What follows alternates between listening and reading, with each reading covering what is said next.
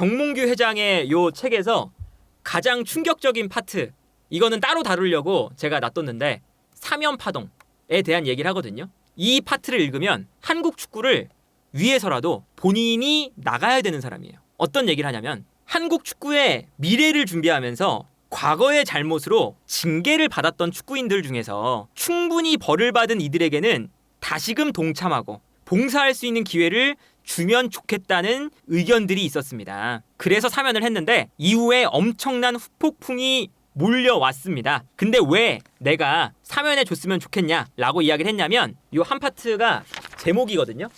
제목이 딱 한 파트 있습니다. 보이죠?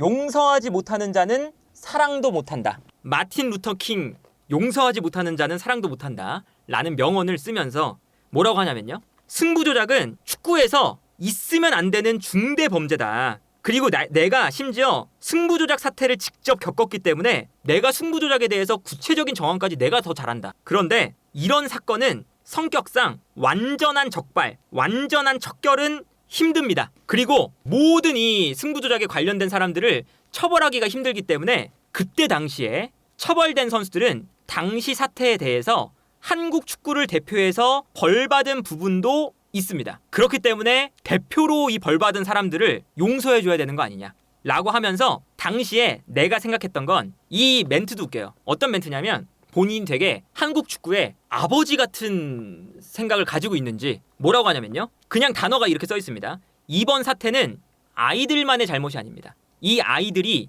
선수들을 뜻하는 거거든요. 선수들을 선수라고 표현하지 않고 아이들이라고 표현해요. 이 승부조작 사태는 아이들만의 잘못이 아닙니다. 승부조작 사태는 구조적인 문제, 우리 어른들의 문제가 큽니다. 구조적으로 문제가 있기 때문입니다. 그래서 승부조작 사건에는 선수뿐만 아니라 여러 이제 사람들이 연루가 됐는데 선수를 제외한 다른 사람들은 법적 조치를 받고 다른 일을 통해서 생업을 이어가고 있습니다.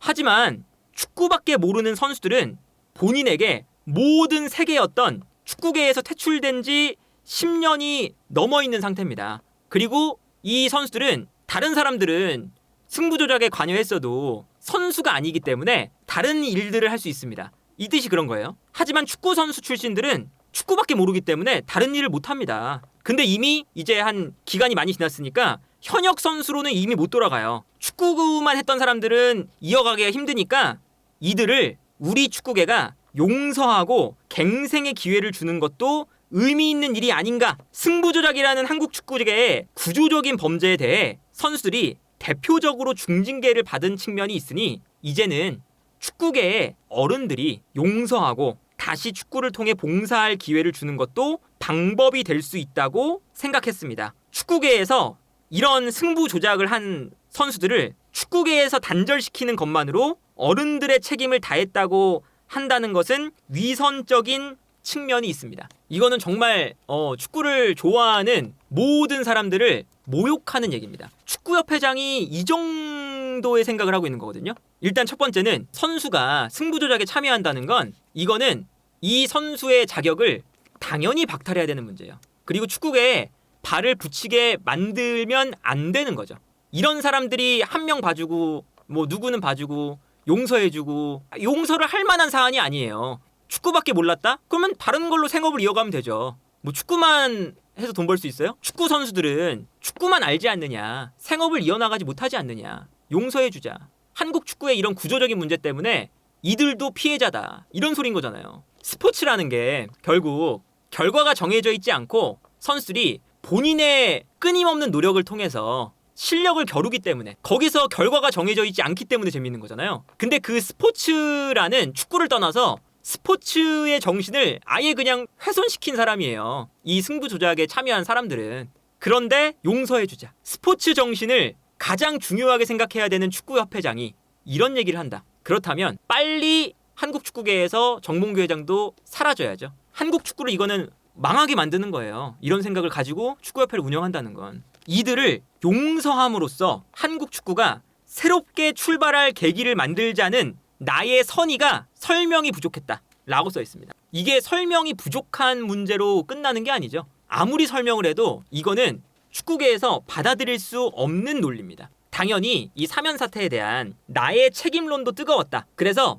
나도 사퇴에 대해서 심각하게 고민을 했던 것이 사실이다. 하지만 나를 포함해서 모든 임원들이 총사퇴하면 너무 큰 축구계에 파고가 몰려올 것 같았다. 축구계에 너무 혼란이 빚어질 것 같았다. 그래서 내가 사퇴하는 건 오히려 무책임한 행동이라고 판단을 했다. 근데 이 아까 앞에 보여드렸던 것 중에 협회가 모든 책임에 책임을 져야 된다 라는 파트가 있거든요. 그런데 여기서는 또 내가 책임을 지고 사퇴하는 게 무책임한 행동이라고 생각을 한대요. 저는 이 멘트가 정말 나쁜 멘트라고 보는 게 축구계의 어른들, 본인을 포함한 겁니다. 축구계의 어른들이 승부조작했던 그들을 용서하고 축구를 통해서 축구계에 다시 봉사할 수 있는 기회를 주는 것이 어떨까? 그냥 승부조작한 그 사람들을 징계만 하는 것은 어른답지 못하다. 그러면서 아까 말씀드렸죠? 아이들의 문제라고 생각하지 않는다. 선수들한테.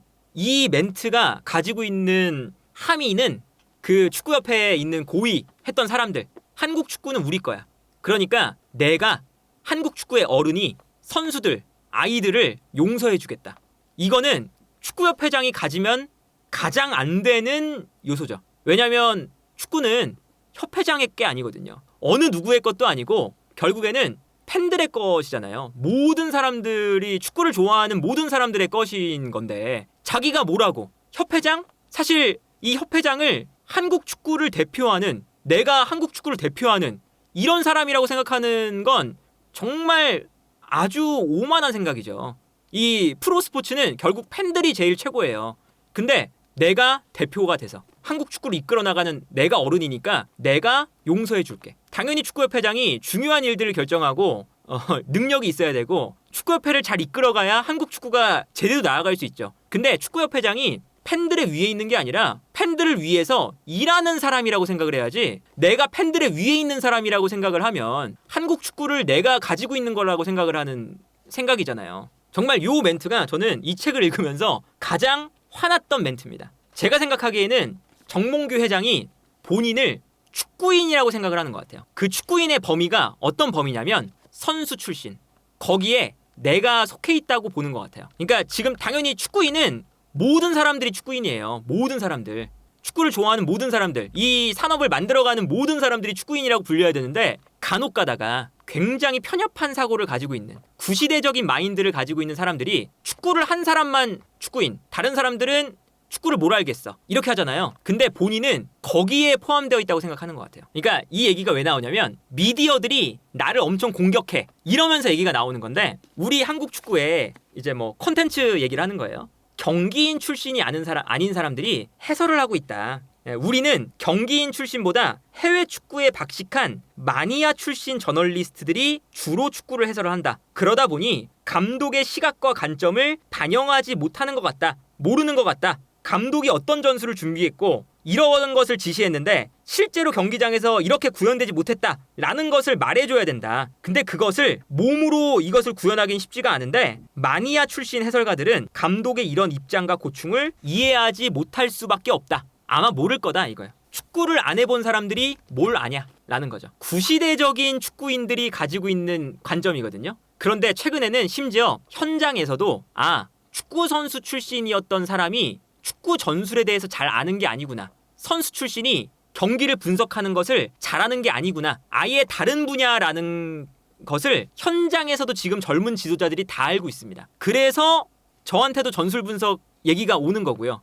그래서 해외 축구를 잘 알고 있는 사람들한테 감독 추천을 해달라고 제안이 오는 거고요. 괜히 그런 게 아니거든요. 그러니까 이게 정몽규 회장이 축구에 대한 시각 자체가 굉장히 구시대적이라는 것을 알 수 있는 거고, 본인이 선수 출신도 아닌데 되게 선수 출신에 대한 되게 큰 자부심을 본인이 가지고 있어요. 그리고 이제 여기서 명확하게 말씀을 드리는 건, 이번에 전력강화위원회 거기에 참여한 사람들이 결국에는 선수 출신 이런 분들이잖아요. 근데 그런 분들이 제시 마치랑 아모림 감독을 몰라요. 아모림과 제시 마치도 모르는데 전력강화위원회에서 감독을 뽑고 있다? 이거는 무능한 사람들이 많다는 거예요. 선수 출신이라도 그 뒤에 분석을 어떻게 할지 전술을 계속 공부하고 보고 그래야 되는 거고, 그래서 이정효 감독이 비선수 출신의 전력 분석관을 데리고 가는 거고요. 이정효 감독이. 그러면서 이런 얘기를 합니다. 유튜버들한테 이렇게 지적을 해요. 유튜브가 활성화되면서 실시간으로 분석을 하더라. 유튜브를 많이 보시나 봐요. 본인의 밑으로 보고 있다는 게 느껴져요. 뭐냐면 몇몇 유튜버는 다운표 치고 입중계로만 몇십만 명의 구독자를 모은다고 한다. 다운표를 쳤다는 건 그거죠. 요거 가지고 수십만 명의 구독자를 모은다고 한다. 별것도 아닌데 이런 거잖아요. 그러면서 구독자가 이 정도 규모가 되면 자체 수입이 된다. 그리고 이제 뭐 수익도 높아지기 때문에 구독자들의 관심을 끌기 위해 자극적인 소재를 발굴하면서 축구계의 여러 가지 이슈를 제기한다. 그래서 클린스만 감독을 뽑았을 때는 필립 람이 그는 전술이 없다 라고 언급한 부분을 집중적으로 인용해서 클린스만은 능력 없는 감독이라는 플레임을 만들었다. 그래서 그 영향으로 국내의 모든 신문과 방송에서 감독 선임에 대한 반응이 아주 냉담했다. 만약에 클린스만이 장점이 없었더라면 어떻게 독일 대표팀의 감독을 하고 어떻게 미국 대표팀의 감독을 했겠느냐. 분명히 장점이 있다. 이거는 정몽규 회장한테 유튜브를 많이 보신대요. 여기 써 있어요. 네, 모든 유튜브를 다 본대요. 하나 말씀드리면 독일 대표팀을 망치고 미국 대표팀에서 평가가 안 좋으니까 4년 동안 감독을 못한 겁니다. 그때는 당연히 감독이 처음에 선임될 때는 선수의 경력, 화려함 이런 것 때문에 조금 더 편하게 감독이 돼요. 근데 그 다음부터 망하잖아요. 그러면 아무 데서도 안 찾아요. 그래서 한국 감독으로 올 때 그때 욕을 먹은 거예요. 그때는 이미 모든 전 축구계가 클린스만 감독이 얼마나 능력이 없는 사람인지, 얼마나 별로인 사람인지, 갈 때마다 문제가 있던 사람인지를 다 알고 있었습니다. 그래서 심지어 클린스만 감독이 독일 대표팀을 이끌고 성적을 냈는데도 불구하고 독일에서도 클린스만을 칭찬하는 게 아니라 레브를 칭찬했어요. 레브. 그러니까 이건 정몽규 회장이 뭐 유튜버들이 이렇게 몰아갔다라고 표현을 했지만 이런 생각을 가지고 있다는 건 제가 생각했을 때는 얼마나 감독 선임 과정에 감독을 연구를 안 했으면 클린스만이라는 사람에 대해서 이해도가 축구협회가 없었으면 이렇게 얘기를 할까? 만약에 정말 진심으로 이렇게 생각을 한다면 클린스만 감독을 얼마나 허접하게 선임했는지를 알겠다라는 생각이 들고, 그러면서 또 이게 약간 그 선민의식이 담긴 일침과 훈계를 한번 합니다. 우리 사회는 너무 한두 가지 면만 강조한다. 이게 주식시장에서 오버슈팅과 마찬가지다. 오버슈팅 이렇게 가로치고 이제 뭐 써놨어요. 오버슈팅이 뭔지. 좋을 때는 마냥 좋고 나쁠 때는 끊임없이 나쁘기만 하다. 이런 사회적인 현상을 수십만 구독자를 가진 유튜버들이 주도하는 모양새다. 그러면서 유튜버들이 자극적인 내용이 구독자를 늘리는데 유리하다고 판단할 수 있다. 예전에는 신문이나 방송이 이런 것을 주도했고 그러면 축구협회가 직접적으로 반박문을 내고 얘기를 했다. 하지만 유튜브의 경우 협회가 만약에 이의를 제기하면 이를 활용해서 더 많은 화제를 만들어내는 부작용이 생긴다. 오히려 유튜버들이 직접적으로 연락을 해서 반박을 하면 그 연락을 가지고 또 콘텐츠를 만든다. 그래서 협회가 이러한 점을 우려해 잘못된 언급들이 많지만 별다른 조치를 취하지 않았을 뿐인데 이 구독자들은 이 유튜버들의 주장을 그냥 사실로 믿어버리기도 한다. 그러면서 영향력 있는 유튜버들에게 균형감 있는 시각을 요구하는 것은 쉽지 않다라고 이야기를 했어요. 누구나 축구협회를 비판하고 비난할 수 있지만 비판에 앞서 왜 그런 결정을 했는지 최소한의 팩트체크는 하면서 균형 잡힌 보도와 주장을 해야 된다. 만약에 구독자들의 대리만족을 위해서 왜곡된 주장을 한다면 이건 위험한 일이다. 그리고 구독자들, 여러분들에게 얘기하는 겁니다. 구독자가 선호하는 내용이 유튜브 내에서 반복적으로 노출이 된다. 좋아하는 것만 노출이 된다. 알고리즘이. 자기도 모르는 사이에 편향된 주장에 중독되기 쉬운 구조다. 그래서 유튜버들이 그런 편향된 주장으로 계속 금전적 이익을 취하고 있는데 속지 마세요. 구독자들에게 얘기를 했고요. 운동장이 너무 한쪽으로 기울어져 있다. 참 본인 위주로 생각을 하죠. 그러면서 이제 아까도 말씀드렸지만 계속 본인이 위에 있다는 거예요.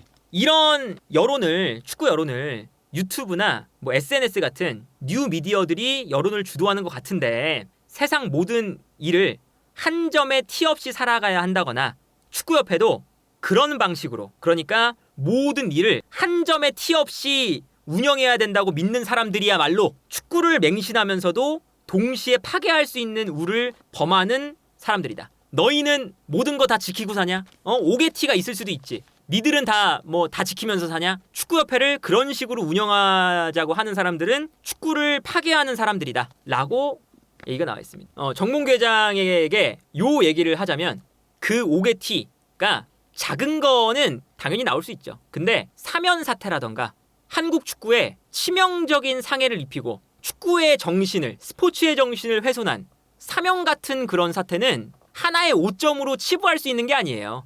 그냥 그것을 이제는 용서해주자, 이제는 그냥 한번 봐주자, 축구계의 어른인 내가 어른의 마음으로 품어줄게. 본인이 협회장이라고 해서 한국 축구의 왕이 아닙니다. 협회장과 협회에 있는 사람들은 팬들을 위해서 협회를 운영하는 사람들일 뿐이에요.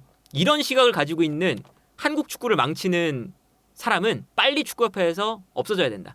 저는 사실 정몽규 회장이 무조건 이 사람이 망치고 있어, 이런 생각까지는 막 안 했었거든요. 사실 정몽규 회장이 우리 축구를 망치는 중심에 서 있다, 이렇게는 생각을 그렇게까지는 안 했어요. 주변의 사람들도 잘못했겠지. 근데 이거 읽잖아요. 이거 읽으면 이 사람이 망치고 있습니다. 이 사람이 망치고 있다.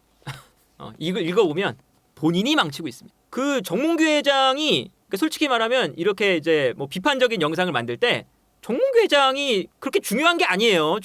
본인이 중요하다고 생각하면 안 돼요. 사실 그 이제 계속 비판하는 박지성 디렉터부터 이영표 이런 사람들이 본인이 뭐 얼마나 대단한 사람인지 본인한테 하는 게 아니에요. 한국 축구가 위기에 있으니까 한국 축구를 위해서 지금 이런 얘기를 하는 거지, 본인을 싫어해서, 본인이 그렇게 대단하지 않아요. 그렇기 때문에 본인한테 뭐라고 하는 게 아니라 지금 한국 축구가 본인의 이 업무 능력 때문에 잘못된 방향으로 가고 있으니까 한국 축구를 위해서 이런 비판적인 영상을 내고 있는 거지, 본인이 싫어서 난 정몽규가 싫어, 미워, 그런 식으로 하는 게 아니다. 한국 축구를 열심히 이끌어가지만 사람들이 모르는 곳에서 비판을 받는 나, 뒷이야기가 있지만 말하지 않으면서 묵묵하게 일하고 있었던 멋진 나라고 생각하지 않기를 바랍니다.